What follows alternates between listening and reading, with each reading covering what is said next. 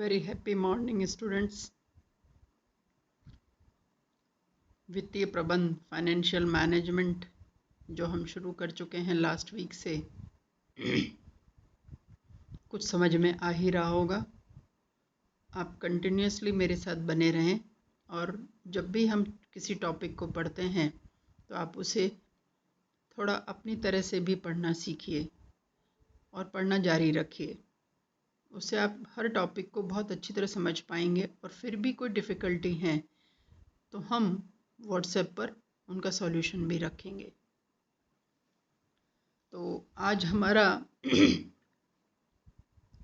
जो टॉपिक है वो है फाइनेंशियल डिसीजंस, वित्तीय निर्णय।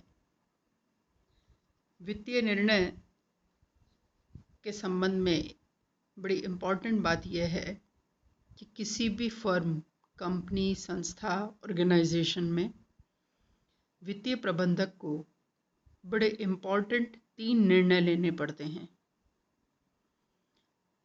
इसके बारे में 2 एस्पेक्ट्स हैं। एक पुरानी अप्रोच या परंपरागत विचारधारा ये कहती है कि किसी भी संस्था के लिए रिक्वायर्ड कैपिटल यानी जितनी आवश्यक पूंजी है उसको संग्रहित करना, उसको कलेक्ट करना वित्तीय प्रबंधक का महत्वपूर्ण निर्णय और कार्य माना जाना चाहिए। लेकिन जैसे जैसे डेवलपमेंट होता रहा, वित्तीय प्रबंधकों के दायित्व बढ़ते गए, उनके कार्य बढ़ते गए, उनके द्वारा लिए जाने वाले निर्णयों की एक लंबी सीरीज शुरू हुई और ये माना जाने लगा है, अब मॉडर्न अप्रोच ये कहती है कि फाइनेंशियल मैनेजर केवल कोषों के संग्रहण या कलेक्शन ऑफ फंड्स तक ही अपने निर्णयों को सीमित नहीं करता, बल्कि उससे ये भी निर्णय लेने होते हैं, ये भी डिसीजंस लेने होते हैं कि प्राप्त कोषों को या जो रिसीव्ड या प्रोक्योर्ड जो फंड्स हैं उनका इन्वेस्टमेंट किस तरह से करें और किस तरह से अपनी लाभदायकता को और समता अंशधारियों यानी इक्विटी शेयर होल्डर्स के रेट ऑफ रिटर्न को या उनको दिए जाने वाले लाभांश को बढ़ा सके। तो इस तरह से हम एक बात यहाँ पर स्पेसिफिकली क्लियर करें, वो यही है कि वित्तीय प्रबंधक कोषों का एक महत्वपूर्ण और प्रभावपूर्ण उपयोग करने के लिए 3 प्रकार के निर्णय लेता है जिनको हम फाइनेंशियल डिसीजंस के नाम से जानते हैं। जैसा मैंने अभी कहा कि ट्रेडिशनल अप्रोच केवल नंबर 1 निर्णय को ही मानती रही है, जिसको हम वित्त पूर्ति निर्णय या कोषों के संग्रहण संबंधी निर्णय, फंड कलेक्शन डिसीजंस के रूप में देखते हैं। आगे के जो 2 निर्णय हैं, जो 2 डिसीजंस हैं, इन्वेस्टमेंट डिसीजंस और डिविडेंड डिसीजंस, वो मॉडर्न अप्रोच के द्वारा दिए गए हैं। तो इस तरह से हम दोनों की ब्लेंडिंग करते हुए सभी तीनों महत्वपूर्ण निर्णयों पर आज डिस्कशन करेंगे। फर्स्ट पॉइंट है फाइनेंशियल डिसीजंस, फाइनेंसिंग डिसीजंस यानी वित्त पूर्ति निर्णय। वित्त पूर्ति निर्णय का मतलब क्या होता है? इसका मतलब यह है कि सबसे पहले कैपिटल स्ट्रक्चर के संबंध में डिसीजन लिए जाएंगे। कैपिटल स्ट्रक्चर मतलब संस्था यदि नई स्थापित हो रही है तो उसे कुल कितनी पूंजी की मात्रा चाहिए, टोटल कैपिटलाइजेशन किस वॉल्यूम का होगा, किस अमाउंट का होगा, कुल कितनी पूंजी की आवश्यकता उस संस्था को होगी। और इस टोटल अमाउंट का पता लगाने के लिए या इसका अनुमान लगाने के लिए स्थायी संपत्तियों यानी फिक्स्ड एसेट्स, करंट एसेट्स और टेंजिबल एसेट्स जिनको हम प्रमोशनल एक्सपेंडिचर के नाम से जानते हैं, इन एसेट्स तीनों प्रकार की संपत्तियों में कुल कितना विनियोग किया जाएगा उसका एक एस्टिमेट लिया जाता है और उससे हम कैपिटलाइजेशन डिटरमाइन करते हैं, यानी पूंजीकरण में पूंजी की मात्रा का निर्धारित किया जाता है, क्वांटिटी निर्धारित की जाती है।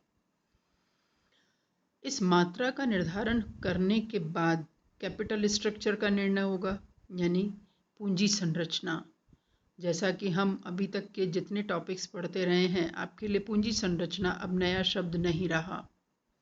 Capital structure means deciding the ratio between own capital and owners capital and debenture capital या डेट कैपिटल।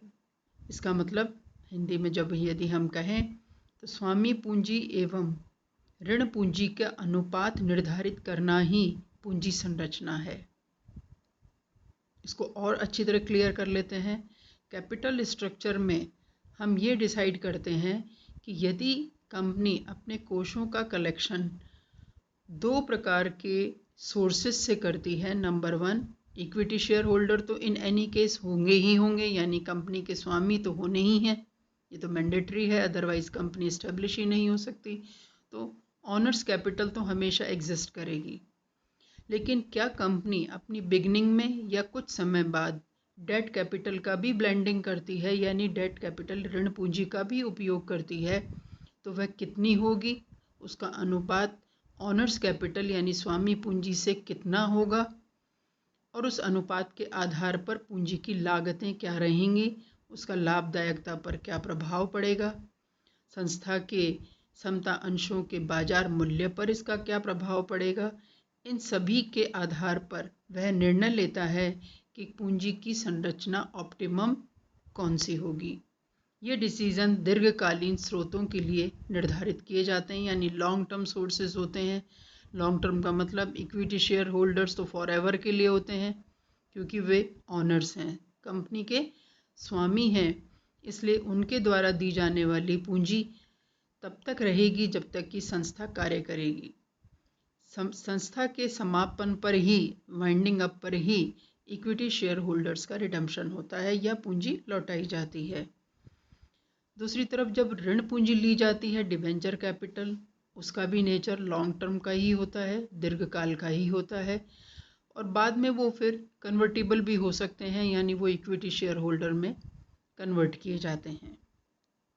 वो अलग परिस्थितियां हैं, लेकिन अभी फ़िलहाल हमें ये समझना है कि एक वित्तीय प्रबंधक का पहला जो निर्णय है कि कोषों का संग्रहण कितनी मात्रा में, किस प्रकार किया जाएगा, किस अनुपात में किया जाएगा। अनुपात का मतलब समझ ही गए आप, स्वामी पूंजी और ऋण पूंजी का ratio between honours capital and debt capital क्या रहेगा। दूसरा इसका पार्ट है कार्यशील पूंजी वित्त पूर्ति, वर्किंग कैपिटल फाइनेंसिंग, जो शॉर्ट टर्म सोर्सेज हैं। हम समझ ही चुके हैं, दो प्रकार की पूंजी एकत्रित की जाती है। दीर्घकालीन पूंजी जो कि पूंजी संरचना से संबंधित है, कार्यशील पूंजी जो वित्तीय संरचना से संबंधित होती है, फाइनेंशियल स्ट्रक्चर से रिलेटेड है, जिसमें हम वर्किंग कैपिटल मैनेजमेंट की बात करते हैं। चालू संपत्तियों में कुल कितनी पूंजी का उपयोग किया जाना है, उसके लिए कुल कितने कोष चाहिए, और उन कोषों का संग्रहण चूँकि अल्पकाल के लिए किया जाना है, शॉर्ट टर्म के लिए किया जाना है, तो उनके लिए सोर्सेज क्या होते हैं। नॉर्मली उसके सोर्सेज दो प्रकार के होते हैं। एक तो होता है हम वित्तीय संस्थाओं से कार्यशील पूंजी का कलेक्शन करें, यानी कैपिटल कलेक्ट करें, या दूसरी तरफ संस्था अपने ही कोषों में से उसकी व्यवस्था करे। तो इन दोनों ही आधार पर ये देखा जाएगा कि टोटल वर्किंग कैपिटल रिक्वायरमेंट क्या है फर्म की, और उसके लिए किस प्रकार के स्रोत का काम में लिया जाना है। अब आते हैं हम सेकंड पॉइंट पर, इन्वेस्टमेंट डिसीजंस। ये पहले वाले डिसीजन से, यानी वित्त पूर्ति या फाइनेंसिंग डिसीजन से भी ज़्यादा कॉम्प्लिकेटेड और ज़्यादा कहना चाहिए कि महत्वपूर्ण निर्णय है एक वित्तीय प्रबंधक के द्वारा जो लिया जा रहा है या लिया जाएगा। वो इसलिए है क्योंकि कोषों का संग्रहण करना, कलेक्शन करना उतना मुश्किल नहीं है जितना उनका प्रभावपूर्ण उपयोग को संभव बनाना, इफ़ेक्टिव यूटिलाइजेशन को पॉसिबल करना। क्योंकि कंपनी की कहना चाहिए सफलता, उसकी कुशलता, उसकी लाभदायकता, एफिशिएंसी, उसका इवैल्यूएशन, उसकी कहना चाहिए सक्सेस, उसकी profitability, market price of equity, ये सभी कुछ विनियोग निर्णय पर निर्भर करेंगे। वो किस तरह से करेंगे उसको हम समझ लेते हैं। इन्वेस्टमेंट डिसीजंस में एक वित्तीय प्रबंधक, फाइनेंशियल मैनेजर ये डिसाइड करता है कि उसके पूंजीगत व्यय निर्णय कैसे होंगे और चालू संपत्ति से संबंधित निर्णय किस प्रकार होंगे।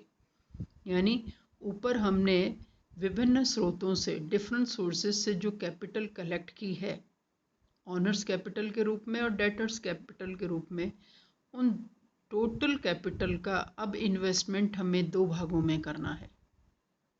दो भागों का मतलब दो तरह की संपत्तियों में करना है, स्थायी संपत्तियां, फिक्स्ड एसेट्स, और दूसरी हैं आपकी चालू संपत्तियां, जो कि करंट एसेट्स के नाम से हिंदी में हम जानते हैं। अब इनमें जो इन्वेस्टमेंट किए जाएंगे वो इन्वेस्टमेंट पूंजी कोषों की लागत और संपत्तियों की लागत, उनकी अवधि, उनकी लागत की नेचर, यानी nature of cost. Nature of cost का मतलब क्या स्थायी रूप से उन संपत्तियों की लागतों का भुगतान करना है, किस तरह से करना है। उन कोषों के बारे में भी निर्णय लिए जाएंगे कि क्या वो कोष किस प्रकार की संपत्ति में कितने समय के लिए इन्वेस्ट किए जाएं, और वो इन्वेस्टमेंट ऐसे हों जिससे हम उस संपत्ति की लागत के ऊपर अधिक लाभ कमा सकें या लाभदायकता में वृद्धि की जा सके।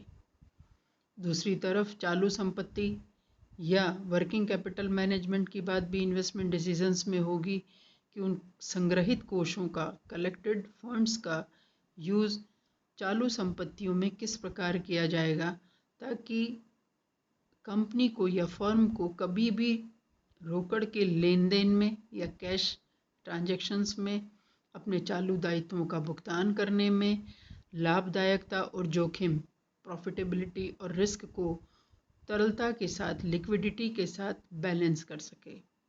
आप सभी जानते हैं यदि संपत्तियों में बहुत अधिक विनियोग कर दिया गया, इन्वेस्टमेंट कर दिया गया है, तो उसका इफ़ेक्ट लिक्विडिटी पर पड़ेगा और लिक्विडिटी का इफ़ेक्ट प्रॉफिटेबिलिटी पर आता है, और ये प्रॉफिटेबिलिटी यदि कम होती है तो किसी भी फर्म को रिस्क हो सकती है। रिस्क किस प्रकार की हो सकती है कि वह अपनी स्थायी दायित्वों का भुगतान, स्थायी दायित्व कौन से हैं, डिबेंचर कैपिटल को दिए जाने वाले इंटरेस्ट के पेमेंट्स डिले हो जाएंगे या उनको नहीं कर पाएगी संस्था, तो उसका एक इफ़ेक्ट अच्छा नहीं होगा, उसका यूटिलाइजेशन प्रॉपर नहीं माना जाएगा। तो जिस तरह से वित्त पूर्ति निर्णय इम्पॉर्टेंट है, उसी तरह से विनियोग निर्णय भी वित्त पूर्ति की तरह या उससे भी कहीं अधिक इम्पॉर्टेंट हो जाता है कि संस्था अपने कोषों का विनियोग दोनों प्रकार की संपत्तियों में किस प्रकार करे जिससे उसको लागत और लाभ का एक सामान्य संतुलन बना रहे और उस संतुलन के बाद वह प्रॉफिटेबिलिटी की तरफ बढ़ सके। अंत में निर्णय है लाभांश निर्णय, डिविडेंड डिसीजंस। अब डिविडेंड डिसीजंस क्या हैं? जब संस्था अपनी आय को अर्जित करती है, प्रत्याय अर्जित करती है, तो उस आय का सबसे पहले डिडक्शन होता है डिबेंचर्स के इंटरेस्ट के रूप में, क्योंकि वो कर योग्य आय नहीं है, इसलिए उसको सबसे पहले लाभांश में से घटाया जाता है। उसके बाद हमारे पास आते हैं जो प्रॉफिट बिफोर टैक्स आता है, वो देखा जाएगा।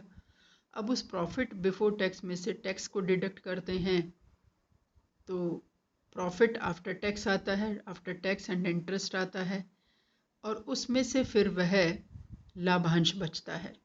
यदि प्रेफरेंस शेयर होल्डर्स हैं तो उनका भी इंटरेस्ट उसमें से, डिविडेंड उसको उसमें से दिया जाएगा। कुल मिलाकर जो शुद्ध आय बचती है, जो नेट इनकम बचती है लास्ट में, वह समता अंशधारियों की आय के रूप में देखा जाता है, यानी उनको दिए जाने वाले लाभांश के रूप में उसको कहा जाता है। अब ये लाभांश का निर्णय किसी भी कंपनी के लिए बड़ा क्रूशियल है, बड़ा जटिल है। क्यों? क्योंकि लाभांश नीति में ये निर्धारित करना होता है कि कुल कितना लाभ नकद रूप में अंशधारियों को दिया जाएगा और कितना भाग प्रतिधारित अर्जनों के रूप में या रिटेन्ड अर्निंग्स के रूप में संस्था अपने कोषों में एकत्रित करेगी।